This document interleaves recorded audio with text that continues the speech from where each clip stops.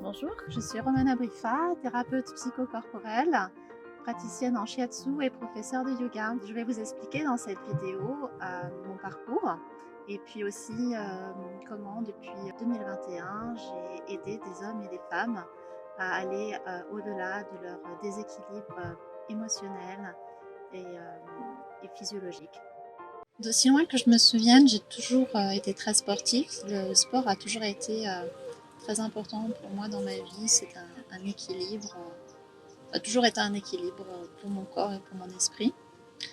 J'ai pratiqué plein de sports différents, de la natation, du ski, du tennis, de l'équitation. Et la natation, c'était, enfin, en tout cas l'eau, c'était vraiment un élément où c'était mon élément. J'ai fait de la compétition, voilà, c'est devenu presque mon métier. Mais beaucoup d'exigences. Il a fallu aussi beaucoup de volonté, d'assiduité, de ténacité. Donc c'est des qualités finalement que j'ai développées grâce à ça. C'est pas un jour, c'est pas en une journée, c'est plein de petits pas. Et aussi, j'étais un petit peu propulsée par mon premier garçon euh, qui m'a montré que j'avais aussi des petites choses à travailler. Donc j'ai travaillé sur moi et puis j'ai pratiqué. Voilà, j'ai testé plein de choses. J'ai testé plein de disciplines, du qigong, du yoga, des massages de toutes les sortes.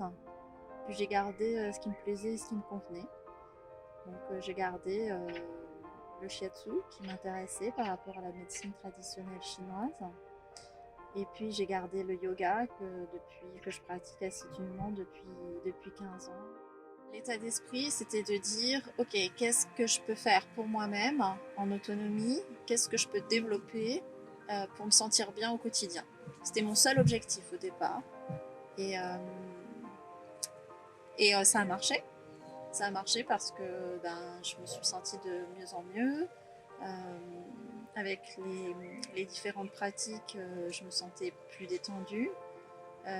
J'ai pu mettre aussi beaucoup de choses de côté, me débarrasser de ce qui n'était pas ou plus important pour moi. Et puis aussi me sentir plus concentrée. Enfin, un vrai mieux-être. Sincèrement, un vrai mieux-être. Et du coup, j'ai senti à ce moment-là que c'était dommage de le garder que pour moi et que je pouvais un peu faire profiter les autres. Et que moi, j'ai envie d'aller plus loin et de me former réellement pour avoir des vrais diplômes et du coup d'aider vraiment les autres professionnellement. J'ai commencé par me former en shiatsu thérapeutique. Le shiatsu, en fait, c'est des pressions sur le corps avec les pouces, un petit peu comme l'acupuncture. Mais juste avec la pression des pouces et des étirements avec les mains. C'est basé sur la médecine traditionnelle chinoise. C'est un rééquilibrage énergétique. Ça permet aussi de travailler sur des pathologies simples, comme des problèmes de sommeil, des problèmes de digestion, des céphalées. Du stress, évidemment, puisque ça génère aussi un bien-être. Voilà, donc c'est une formation qui a duré 3 ans. Je l'ai faite il y a une dizaine d'années.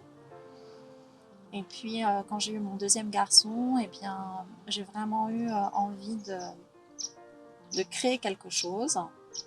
Et je me suis dit que le shiatsu, c'est super, on travaille sur le corps et c'est ce que j'adore faire profondément.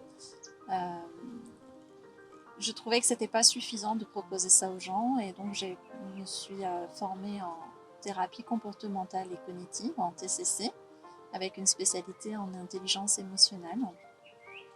Voilà, et puis avec toutes ces années de yoga, eh bien, évidemment, c'était une évidence pour moi de devenir professeur de yoga en plus de tout ça. Donc ce sont des pratiques différentes mais qui se complètent bien évidemment et qui permettent finalement de travailler sur le corps et sur l'esprit parce que l'un est indissociable de l'autre et que faire un travail psychologique, un travail thérapeutique, comportemental, cognitif, c'est super, c'est une super approche et évidemment on arrive à éliminer des traumas, des blessures, des croyances assez rapidement puisque c'est une thérapie brève où on travaille vraiment sur la problématique du moment et on va un petit peu gratter sur le passé bien évidemment parce qu'on en a besoin mais c'est quand même une thérapie assez courte et qui nous permet de mettre des actions rapidement en place.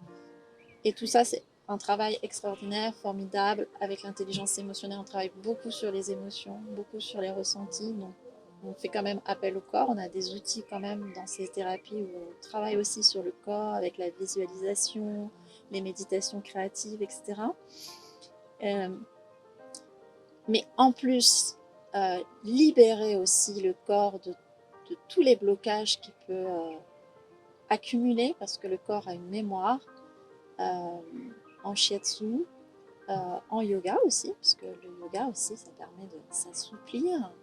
Et s'assouplir, c'est aussi étirer étirer et éliminer en fait aussi les blocages de la même façon.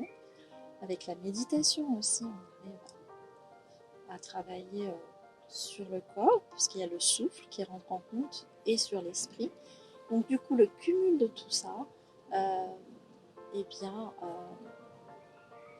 fait de la personne qui a envie d'entamer ce travail quelqu'un de, je pense, épanoui au quotidien après ce travail.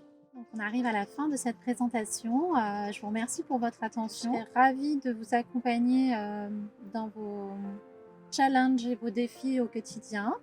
Quelles que soient vos souffrances, vos blocages, vos croyances, vous êtes au bon endroit. Prenez soin de vous et si vous le souhaitez, vous avez tous les détails sur le site pour plus d'informations. À bientôt.